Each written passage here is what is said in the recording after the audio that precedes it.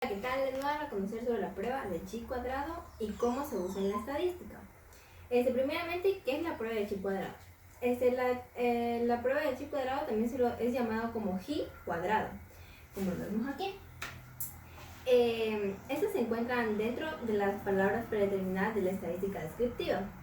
Concretamente, la estadística descriptiva aplicada al sueño de las variables. Por su parte, la estadística descriptiva se centra en extraer información sobre la muestra. En cambio, la estadística inferencial, esta es la información sobre la población. El nombre de la propia prueba es propio de la distribución del chi cuadrado, de la probabilidad en la que se basa esa prueba, que fue desarrollada en el año de 1900 por Carl Pearson. La prueba del chi cuadrado es una de las más conocidas y utilizadas para poder analizar las variables nominales y cualitativas. Esto quiere decir que para determinar la existencia o no de independencia entre dos variables, que dos variables sean independientes, significa que no tienen relación y que por lo tanto una depende de la otra, ni viceversa. Con el estudio de la independencia se origina también el método para poder verificar si las frecuencias observadas en cada categoría son compatibles con la independencia entre ambas variables. También tenemos cómo se obtiene la independencia entre variables. O sea, para poder evaluar la independencia entre las variables, estas se calculan dos valores en las que indicarán la independencia absoluta y la que se denominan frecuencias esperadas, comprobándolos con las frecuencias de la muestra. Como es habitual, la hipótesis nula se la indica en ambas variables que son independientes, mientras que la hipótesis alternativa, que las variables tienen algún grado de asociación o relación. Como podemos ver aquí, la hipótesis nula se la va a representar así, y la hipótesis alternativa se la va a representar así. Como ya he dicho, que la hipótesis nula son los que indican ambas variables que son independientes, y las alternativas indican que la variable tiene algún grado de asociación o relación.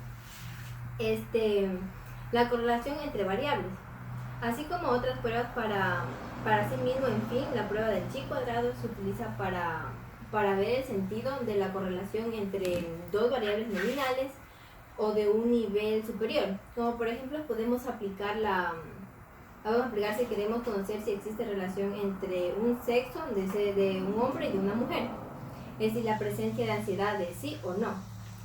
Para poder determinar este tipo de relaciones existe una tabla de frecuencias a consultar.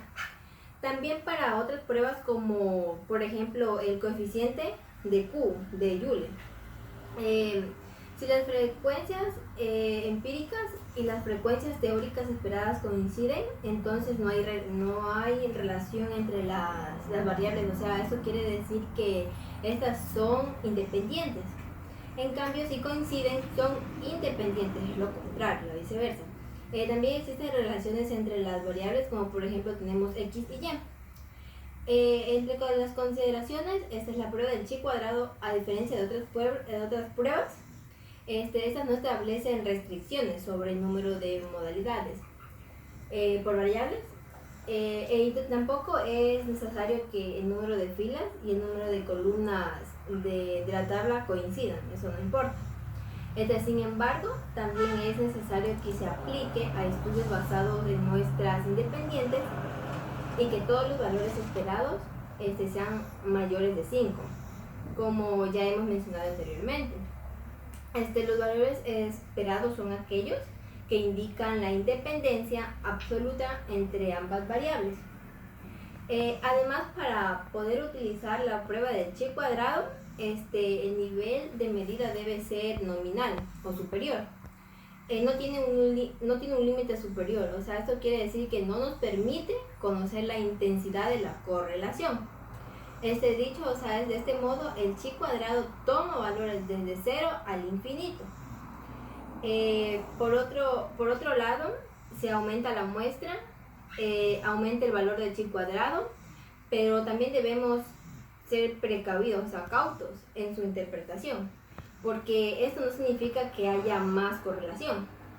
Tenemos también la distribución de chi cuadrado. La prueba de chi cuadrado se lo utiliza en una aproximación de la distribución chi cuadrado para así poder evaluar la probabilidad de una discrepancia que sea igual o mayor que la existencia de otros datos en las frecuencias esperadas según la hipótesis nula.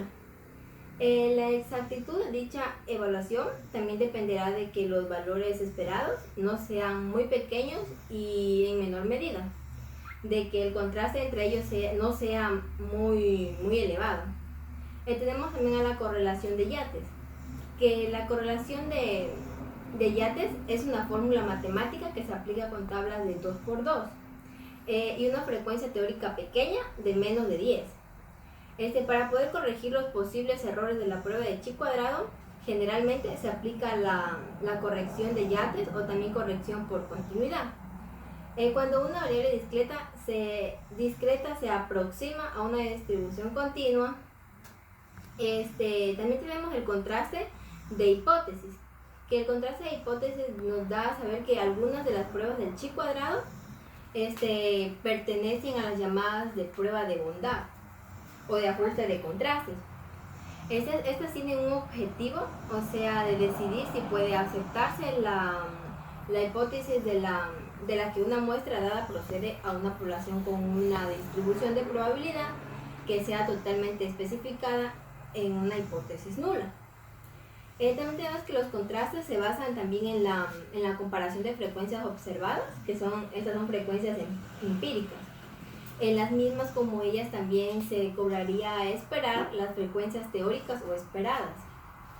Si la hipótesis fuera cierta, así la hipótesis nula se rechaza y también existe una significativa entre las frecuencias observadas y las esperadas. Tenemos también el funcionamiento, que como hemos visto, la prueba del chi cuadrado se utiliza en datos pertenecientes a una escala nominal o superior a partir del chi cuadrado. Esto se establece una hipótesis nula que postula hasta la distribución de probabilidad especificada como el modelo matemático de la población que ha generado la muestra. También, una vez que tenemos la hipótesis, debemos realizar el contraste. Y para ello también podemos disponer de los datos de la tabla de frecuencia. Se indica que también la frecuencia absoluta es observada o empiricada por cada valor o intervalo de valores. O sea, esto entonces suponiendo que la hipótesis nula es cierta, entonces cada valor o intervalo de valores se calcula la frecuencia absoluta, que esto cabría esperar la frecuencia esperada. También tenemos la interpretación, que como la interpretación es el estadístico de chi cuadrado, que ésta tomará el valor igual a 0. También la concordancia perfecta entre las frecuencias observadas y las esperadas. Por contra, el estadístico tomará un valor grande si existe en una discrepancia entre estas frecuencias y consecuentemente se deberán rechazar la hipótesis nula. Bueno, a continuación les voy a explicar un ejemplo. El ejercicio consta en que un jugador quiere probar que es legal el dado que se juega el tiro a un dado de 120 veces y obtuvo la siguiente distribución de frecuencia de las caras resultantes. Aquí, como podemos ver, el resultado de las frecuencias. El resultado vamos a hacerle con 1, 2, 3, 4, 5 y 6. Y las frecuencias, como hicimos un análisis, acá hay 15, 25, 33, 17, 16 y 14. Entonces la hipótesis nula va a ser que el dado es legal y la hipótesis alternativa va a ser que el dado no es legal. Entonces podemos decir que es el literal 2 vamos a decir que es de 2 colas y en el 3 vamos a decir que es un nivel de confianza. Y acá tenemos el nivel de confianza que es el 95% de alfa y el 0,5. En Z sería igual 11,07 y acá sería 120. Entonces acá sería K menos 1 y 6 menos 1 en total sería un total de 5. Aquí tenemos la zona de aceptación que va al 11,07, como está acá. Entonces el resultado sería que si se acepta la hipótesis alternativa, se rechaza la hipótesis nula, es decir, que el dado del jugador no es legal y que se encuentra dentro de la zona de rechazo. Bueno, por otro punto tenemos ¿qué son los valores T? Los valores T, esas son las pruebas T que se llaman de esa manera porque todos los resultados se basan en los valores T, y los valores T son un ejemplo de los expertos en estadística. Estos llamados estadísticos de prueba. Un estadístico de prueba es un valor estandarizado que se calcula a partir de los datos de la muestra durante una prueba de hipótesis. El procedimiento se calcula al estadístico de prueba que compra los datos como los que se espera abajo de la hipótesis nula. Cada tipo de prueba T utiliza un procedimiento específico para así poder reducir todos los datos. Demuestra que a el valor T, los cálculos detrás de los valores T, estos comparan las medidas en las muestras con la hipótesis nula. Hay incorporación del tamaño de la muestra y la variabilidad en los datos. Un valor T de 0 indica que los resultados de la muestra son exactamente iguales a la hipótesis nula. A medida de que aumenta la diferencia entre los datos de la muestra y la hipótesis nula, aumenta el valor absoluto de dato T. Como segundo punto tenemos ¿qué son las distribuciones T? Las distribuciones T, estas distribuciones al momento de realizar una prueba T, para un solo estudio se obtiene un valor T. Entonces, sin embargo, si tomáramos múltiples muestras aleatorias del mismo tamaño de la población, y realizáramos la misma prueba T, obtendríamos que muchos valores T y podríamos graficar una distribución de todos ellos. En ese tipo de distribución se conoce como una distribución de muestreo. Afortunadamente, las propiedades de las distribuciones T se conocen bien en estadística porque ya que podemos graficarlas sin tener que recoger muchas muestras. Una distribución T específica se define por sus grados de libertad, que se representa de esta manera. Son grados de libertad.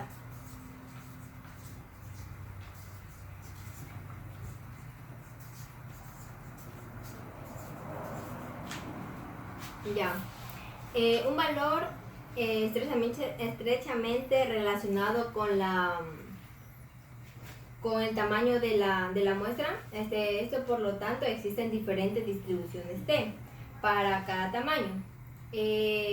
Las distribuciones T también pueden ser utilizadas para poder graficar usando gráficas de distribuciones de probabilidad de Minitab, de esa manera.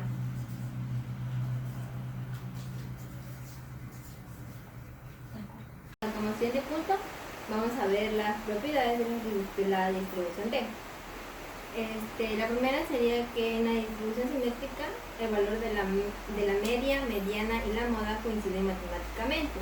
O sea que la media es igual a la mediana e igual a la moda es igual a 0. La segunda sería que es una distribución unimodal. Los valores que son más frecuentes o que tienen más probabilidad de parecer moda están alrededor de la media. Cuando nos alejamos de la media, la probabilidad de aparición de los valores y su frecuencia desciende. Como tercer punto tenemos que si tenemos una muestra de tamaño n, entonces tendremos una distribución n. En otras palabras, la distribución de grados de libertad, que es de n igual menos 1. En otras palabras, la distribución tendrá el mismo número que observamos en los ambos lados de valor central. La función de densidad no depende de los grados de libertad para ser simétrica. La presentación gráfica se parece a la distribución normal, o sea, es decir que también tiene forma de campana. Cuando más aumentan los grados de libertad, más parecida será la distribución T a la distribución normal. Tenemos la distribución normal versus la distribución T. La distribución T y la distribución normal se diferencian ya por ser principalmente porque la distribución T asigna que la probabilidad a observaciones extremas que la distribución normal estándar. La varianza de mayor es igual a 1. En otras palabras, o sea, eso quiere decir que las distribuciones T tienen las colas más anchas que la distribución normal. Bueno, espero que les haya gustado y entiendan un poquito sobre las distribuciones. Muchas gracias.